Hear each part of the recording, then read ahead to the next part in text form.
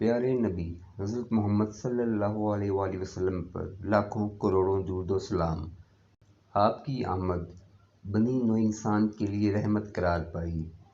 آپ صلی اللہ علیہ وآلہ وسلم کی ذات دنیا کے تمام انسانوں کے لیے ہدایت کا سر چشمہ ہے۔ آپ آج بھی بے سہارا مخلوق کے لیے ہدایت کا ذریعہ ہیں۔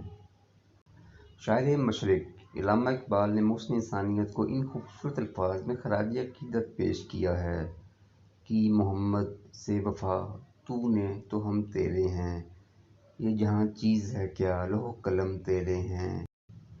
احمد فراز کے یہ اشعار تو دل میں اتر جاتے ہیں۔ میرے رسول کی نسبت تجھے اجالوں سے، میں تیرا ذکر کروں صبح کے حوالوں سے۔ نہ میری نعت کی محتاج ذات ہے تیری، نہ تیری مدح ہے ممکن میرے خیالوں سے۔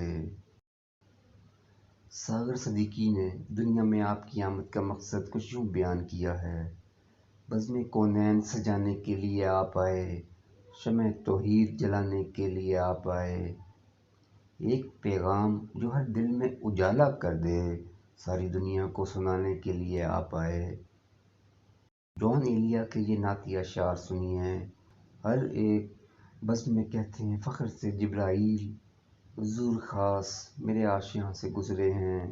ہے مختصر یہی افسانہ شب معراج، جہاں سے کوئی نہ گزرا وہاں سے گزرے ہیں۔